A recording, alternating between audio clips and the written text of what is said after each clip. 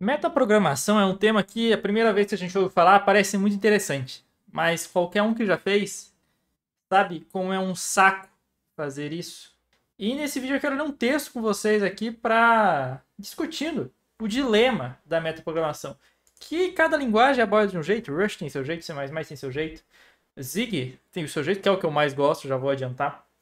E algum indivíduo em algum vídeo comentou perguntando do por que eu tinha escolhido Zig, né, definido Zig, e esse é um dos grandes motivos, a sua estratégia de metaprogramação, de usar a própria linguagem para metaprogramação. E o texto, galera, é esse daqui, O Dilema da Metaprogramação, escrito pelo Ginger Bill, que, se eu não me engano, é o cara que escreve o Odin, tá? É o autor do Odin. Outra linguagem de baixo nível aí também que tá em trending, né? O dilema da metaprogramação. É muito interessante. Primeira coisa que esse texto aqui é de 2016, né? Então fazem 8 anos. Nossa, 2016 faz muito tempo. E é um autor de uma linguagem falando sobre metaprogramação. Pô, vamos ver o que ele tem a dizer. Projetar essa linguagem tem sido difícil, mas divertido. Aqui ele tá falando de Odin, tá? Hoje Odin é uma linguagem bem mais madura. Ele, se não me engano, ele já deu entrevista no Primeage, enfim, bastante gente usa. Mas já é bem mais madura que imagine que esteja no primórdio da linguagem. Dois objetivos originais dessa linguagem eram simplicidade e metaprogramação. No entanto, esses juntos poderiam ser um oxímoro. Eu não sei o que é um oxímoro. Mas antes de explicar o porquê, primeiro preciso explicar o que quero dizer com metaprogramação. E vamos ver o que é, né? Finalmente. Metaprogramação é uma arte de escrever programas para tratar outros programas como seus dados. Isso significa que o programa pode gerar, ler, analisar, transformar o código ou até mesmo a si mesmo para alcançar uma determinada solução. Ou seja, você tem um programa que você pode modificar você mesmo, você pode ler a si mesmo. Enfim, o seu próprio programa é uma fonte de dados para ele mesmo, né? Recursos clássicos, templates em C++.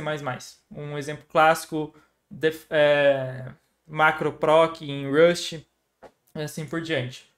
As abordagens de metaprogramação podem ser divididas em algumas categorias distintas: introspecção e reflexão para linguagens orientadas a objetos, execução de tempo de compromisso, acho que deve ser tempo de compilação aqui, programação de modelos, macros, textuais e sintáticos, polimorfismos paramétricos, generics. Então, eu tenho lá uma função que recebe um tipo T. Isso daí é um tipo de metaprogramação, inclusive é uma das coisas mais comuns, né? Muitas linguagens têm funcionalidades de metaprogramação. C tem macros textuais, que são horríveis, né? Mas enfim, o que a gente tem, trabalhar com macro textual é assim, o você faz um Ctrl+C, Ctrl+V de texto. É literalmente substituição de texto. Você reza para que seu texto no final esteja certo. É isso. C++ tem macros textuais, uma linguagem de modelagem funcional e introspecção rudimentar. Imagino que você está falando de template aqui, não sei. Nem tem tudo isso acima. Go tem templates, macros, textual e externo. Nunca trabalhei com metaprogramação em Go. Cada abordagem tem suas vantagens e desvantagens, mas todos podem ser usados juntos para alcançar diferentes soluções e resultados. Isso, é bom lembrar aqui que esse texto é de 2016. E quando a gente fala de metaprogramação, geralmente a gente está falando de uma linguagem separada. Então, por exemplo, C tem uma linguagem especial para macro, não é o conjunto de C. C++, mesma coisa. Não sei como funciona no Go. Mas a abordagem de Zig é usar o próprio Zig para metaprogramação. Então você tem, por exemplo, blocos que você fala, ó, isso daqui é comptime. Isso aqui é em tempo de compilação.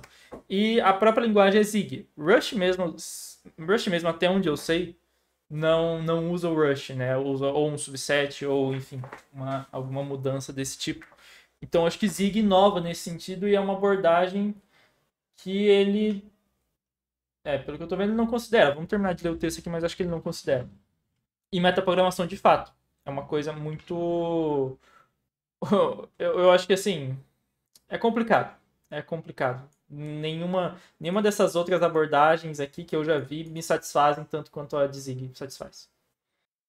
E um parênteses, por que é importante? Eu tenho... Trabalhando com computação de alto desempenho, tem muita coisa que você tem que resolver em tempo de compilação, porque você não quer que custe tempo de runtime. Então, às vezes, tem uma série de equações que, dependendo do modelo que você faz, vão ser diferentes. E você tem que ter mapeado tudo isso já pronto, sabe? Você tem que ter tudo isso já pronto, já computado em tempo de compilação. E É horrível. É horrível essa experiência normalmente. E Zig foi a que trouxe a melhor experiência nessa linha. Compile Time Execution é uma ideia que eu já tenho ponderado por um tempo e já faz parte da linguagem de John Blow. Jai. Jai também é uma coisa que eu ouço falar bastante. E eu acho que Compile Time Execution... Enfim, não sei se a abordagem existe. Eu imagino que seja. Então eu falei merda. Seria um estágio do compilador que executa qualquer código loading que o usuário solicitar antes da criação do executável. Sim. Os dados modificados e gerados por essa etapa serão utilizados como dados de inicialização para o código compilado. Cheguei à conclusão de que essa fase CTE seria necessária para ser executada através de um intérprete para alcançar os resultados necessários. No entanto, há poucos problemas com esta fase CTE. O principal problema é: ponteiros apontarão para endereços de memórias inválidos. Isso ocorre porque o espaço de memória do intérprete é completamente diferente do espaço de memória do executável, código compilado.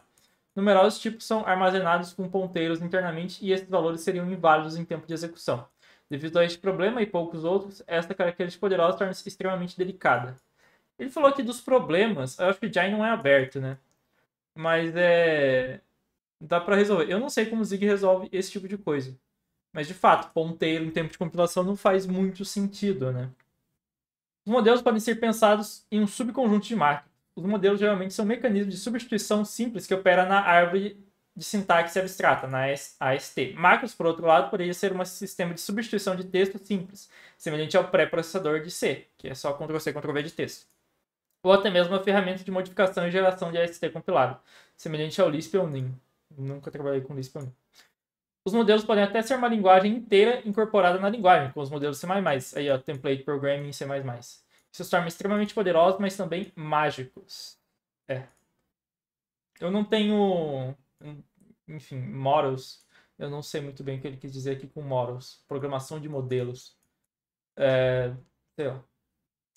O polimorfismo paramétrico, comumente referido como generics, que também é um nome muito genérico, é a capacidade de explicar certos snippets de código que têm uma estrutura semelhante, mas diferentes tipos, nomes, etc. Então, eu tenho uma conta que suporta float, double, inteiro, aí eu vou lá e crio um generic, né?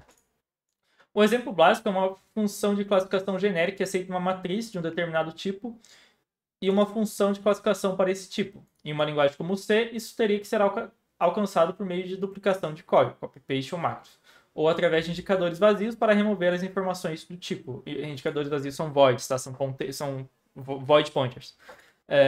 O método anterior pode tornar-se complicado e propenso a erros, enquanto o último remove muita segurança do tipo e impede otimizações de compiladores. Em uma linguagem que tem genéricos, esse problema pode ser resolvido. No entanto, a mão do problema é realmente um problema genérico e generalizar ou genizar o problema não resolve o problema original. Generics pode ser imitado através do uso de modelos e macros, o que significa que pode não precisar de uma característica integrada à linguagem. Por último aqui. Isso agora me leva ao dilema. Até onde eu quero ir com essa metaprogramação nessa linguagem? Até onde posso ir mantendo em uma linguagem simples? Ou a própria definição da metaprogramação não é simples? Ou a metaprogramação deve ser deixada para uma ferramenta externa, padronizada como Go gerar, deve ser Go build ou Go run. O build. Pô, eu acho que assim, Zig resolveu esse problema muito bem. Muito bem. E a abordagem que ele utiliza é o... eu não vou saber do interno de Zig, mas é basicamente um CTE. Você tem um subset de Zig que você marca, por exemplo, como comptime. Deixa eu tentar achar um exemplo aqui. Então, vou pegar um exemplo aqui do Zig Links, que é uma série de problemas de Zig, principalmente e vou pegar os problemas aqui de comptime e uma solução deles. Nesse problema aqui, né, a gente tem vários tipos, por exemplo, e a gente quer saber quais tipos são patos, né? Então, se anda como um pato e, como que fala, faz quack, igual um pato, então é um pato, né? E você consegue fazer coisas do tipo assim, você pega o tipo da variável que você recebe assim, qualquer tipo aqui, ó. Tem uma função que recebe anyType, então é como se fosse um generic aqui. E eu estou usando o Zig aqui. Perceba que é a mesma sintaxe de Zig. Não tem uma sintaxe separada para a minha metaprogramação. Eu pego o tipo, eu checo se tem uma declaração aqui, ó, while, se, sei lá, se anda como pato, e se faz quack igual ao pato. Se tem os dois, então é um pato. E se é um pato, então pateia para mim, né? Faz quack. E eu tenho duas classes aqui diferentes, né? Ó, duck, rubber duck e duct, né? Que não é um pato. E funciona, sabe? Funciona e é a mesma sintaxe de Zig. Aí o que acontece? Esse tipo de coisa é feita em tempo de compilação. esse tipo de coisa é feito em tempo de compilação, mas a sintaxe é a mesma. A sintaxe é a de Zig. Isso daqui compila normal, isso aqui dá certo, tá? E é comum também você passar o tipo da função, né, como metaprogramação. Então, vamos supor que eu tenho uma função que suporta vários tipos, né? Suporta float, double, inteiro, alguma classe que implementa tal coisa. Eu passo o tipo aqui de argumento para minha função que eu estou chamando e eu posso colocar, tipo assim, computar. Eu posso colocar um negócio e eu posso falar que esse argumento dessa função tem que ser sabido em tempo de compilação para eu conseguir resolver todas as minhas funções, né? E, enfim.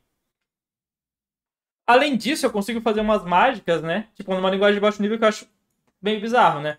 Então eu posso pegar assim uma série de letras, A, B, C, que são variáveis, estão declaradas lá em cima, e eu adiciono um campo para minha função. Eu crio uma variável aqui em tempo de compilação. Isso daqui está criando, ó, aqui no disk, no caso é a função na main, uma variável com a letra A, B, C, né?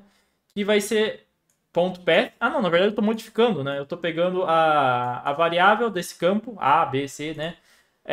.path, e estou modificando para pegar outro campo, letter, underline paths. Nossa, tipo assim, tá confuso. Esse trecho de código faz a mesma coisa que isso daqui, só que em tempo de compilação e de um jeito mais fácil, sabe? Eu uso muito esse tipo de coisa tipo assim, em Python ou gerando código por template, só que é uma merda, né? Porque você tem que usar duas linguagens. E Zig resolve bem isso, tá? Resolve muito bem. Mas isso aí, ó. Eu acho, ao meu ver, Zig responde essas questões aqui do Bill. Eu não sei a evolução de Odin até lá. Até tentei achar a questão de metaprogramação e Odin não achei. Mas, ao meu ver, Zig resolve. Zig é a linguagem que melhor resolveu esse problema de metaprogramação. Se houver outra solução semelhante, me contem aí nos comentários. Digam o que vocês acham, se já trabalharam com metaprogramação ou não. Então, valeu e tchau, obrigado.